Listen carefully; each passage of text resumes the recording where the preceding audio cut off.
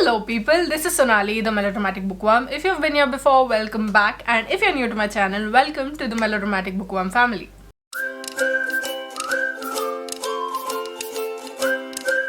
I'm here today with my March 2021 wrap-up, and it's a pretty small one because March wasn't a great reading month for me, and I think the number of books that I read in March was the least that I've ever read in my active reading journey, and I feel a little bad that I did not get to a lot of books. But then again, 5 books is also an okay number. I mean, it's not great, but it's okay. I feel, at least that's what I'm telling myself to make myself feel better. So let's just leave it at that. But in today's video, I'll be talking about the 5 books that I read in March 2021, and 2 of them already have videos up on my channel, so I won't be talking much about them. I'll just leave the links to those videos up here as well as in the description box below. Please go check it out. But I must say that I found a favorite of 2021 favorite in this month, and that was all thanks to you people. So I'll talk more about it when the time for that book comes, but without any further ado, let's dive right into this video and let me share with you all the books that I read in March 2021. There are only 5, but I'm okay, I think. A quick reminder, if you'd like to buy any of the books mentioned in this video, then please use my Amazon affiliate links in the description box below. It would be of immense help to me if you use those links. I was also in the middle of 2 other books when March ended. The first one is Boys Will Be Boys by Clementine Ford. I am really loving this book in the sense that it is giving me so much information. I will talk more about it in my April wrap-up. I cannot go into that now because I will explode. And the second book is The Namesake by Jhumpa Lahiri. I am at page 70 of this book, and I love the writing. There's absolutely no doubt that this is one of the most exquisite pieces of writing ever. At least that's what I think right now. But I haven't been able to get the time to read this book. I don't know why. March wasn't a great month and this remained unread, and I will be finishing these 2 books before getting on with my April reads. So that's how it's going to go. I mean, it's annoying me to no end that I have had to carry over 2 books because it makes me a little uneasy that I didn't finish the books that I started in a month in that same month, but what can we do? The first book that I finished in March 2021 was a disappointment. Oh my god. I mean, I can't even tell you how disappointed I was, but I will try to. This book, The Women Who Forgot to Invent Facebook and Other Stories by Nisha Susan, was touted to be this quirky collection of short stories which will give an insight into the minds of women who are in tandem with technology, which is like almost everyone these days. But all I found in this collection was that the stories were not tied up properly. They seemed pointless at some point. The only thing that I found that was consistent with the blurb was that there was technology in each of these stories as the focal point and women. That's all. I mean, other than that, these were just run-of-the-mill stories that we've been reading and listening to over the years. There's nothing new, nothing novel about this, and people have blurbed it saying that, oh, the stories are so funny and all of that. But in my opinion, my personal opinion, there's nothing funny about it. And there's no point also to these stories. I mean, they're not bad. I wouldn't say that. I wouldn't just push them aside and discredit them. But there's got to be some essence, some substance to these stories, right? And when you are actually putting it out that these stories will talk about love, intimacy, violence, and all of these through technology and through the internet, then there's got to be more that you have to offer. This is just not going to be enough. I gave this book 3 out of 5 stars because despite the run-of-the-mill stories, the plot and all of that, these were not badly written. Next up is the subscriber pick for the month of February, which I finished in March. So I'm going to consider it as a March read, and that book is I Know Why the Caged Bird Sings by Maya Angelou, and the full vlog cum review for this book is up on my channel. If you'd like to go check that out, I leave the link here. as well as in the description box below. This is Maya Angelou's own story. This is the first of her autobiographical books, and she talks about her early life in this, and there's a variety, a range of topics that she covers. There are a couple of trigger warnings also for this, including child abuse, so please be very careful. Please go check that video out. I have mentioned everything over there. And in this book, Maya Angelou talks about her early life as a child and how she kept going back and forth from her grandmother and to her mother, and she and her brother Bailey shuffled between the two places, and how the people around her affected her and the things that happened that made her remain silent. She just stopped talking for a while, and there's a lot of things that Maya Angelou talks about, including racism in her life as a black girl, and her relationship with her brother, her relationship with her grandmother, with her mother, and how people around her treated her and how they affected her in so many ways. And I knew that I would love Maya Angelou's writing even before I started reading the book, and I had predicted that Maya Angelou would become one of my favorite writers. Although the latter did not happen, I did love this book. Please go check that video out, and I'm really actually proud of the reading vlog section of that video. So just go give me an ego boost, man, please. Little small. I gave this book 4 out of 5 stars.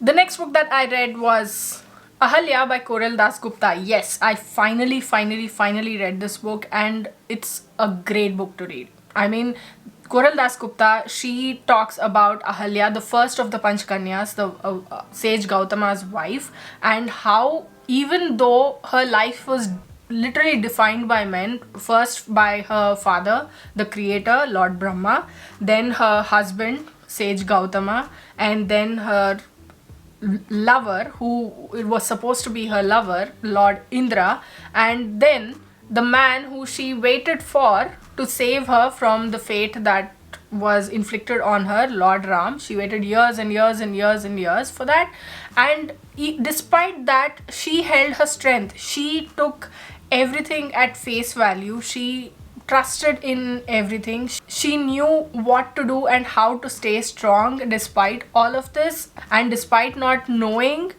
what was coming her way. And I love Koral Dasgupta's writing because it is so evocative, it is beautiful, and that's the only word I can find because it flows. There's one place where the irony of the situation doesn't let go, and I feel like it's the case with almost every woman around the world because of how patriarchy has sunk its claws deep into our flesh and it just doesn't want to let go. And there's one place where someone says to Ahalya, saying, "Go woman, find your world yourself.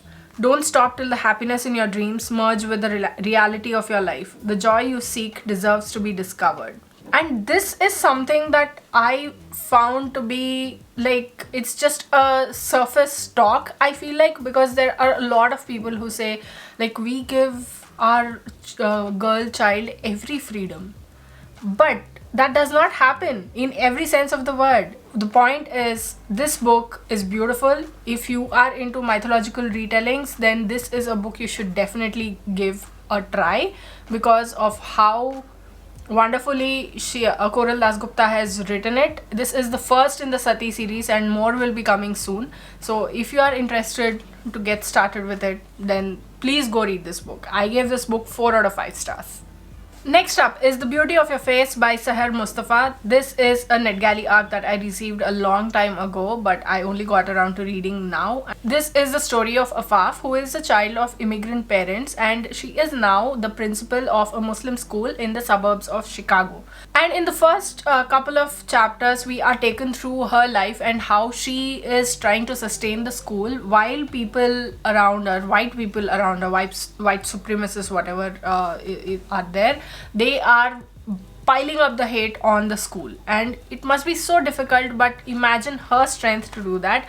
And then one day a shooter attacks the school and starts shooting at everybody in sight. During this, Afaf is terrified, obviously, and we are taken into her flashback, into her relationship with her mother, her sister, her father, and how her life has shaped her into the human being she is today. The thing that I like most about this book is that this book, the Muslim culture, the Muslim experience, the Muslim way of living isn't whitewashed. Everything is put there as is, and I really love learning about that culture, about that perspective. Combined with this, the writing is beautiful and powerful as well, and it talks about a range of topics, including racism, even sexism to a certain extent, and xenophobia, the experience of immigrants living in a country far away from their own home, the longing for their home, and the experience of being an immigrant in a country which is both welcoming and unwelcoming in the same breath. You cannot say that, oh, this country welcomes everyone. And Seher Mustafa combines it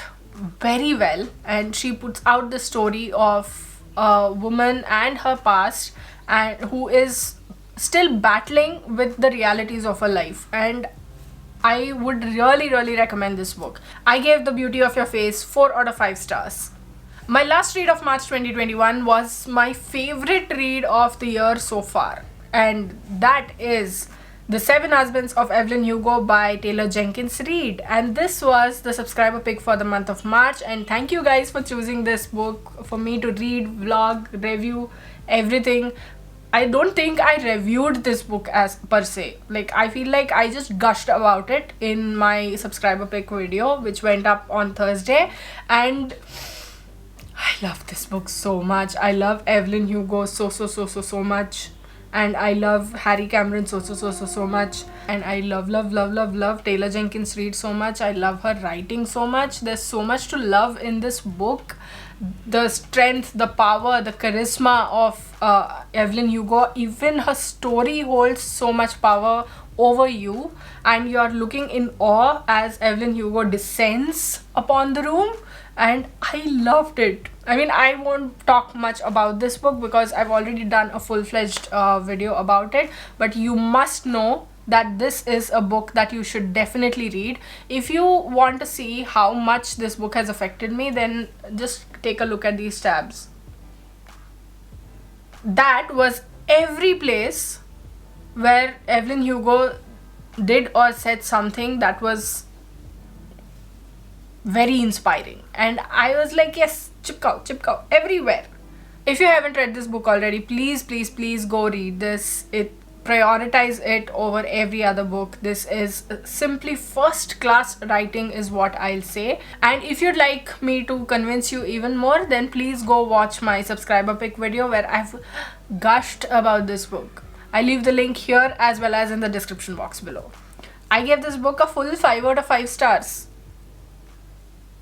So those were all the books that I read in March 2021. Which of these have you read? Which ones did you like? Which ones did you not like? Which ones are you putting onto your TBR? What did you think of this video? What did you think of my reviews? Let me know in the comments below. I'd love to hear from you. Another quick reminder that if you'd like to buy any of the books mentioned in this video, then please use my Amazon affiliate links in the description box below. It would be of immense help to me. Thank you. If you like this video, please like it and share it to spread the word. And if you like my content and would like to see more from me, don't forget to hit subscribe and click on the bell icon beside the subscribe button to get notified as and when I post new videos. Thanks for watching. I'll see you in the next video. Until next time, keep reading, keep watching, and add melodrama to your life.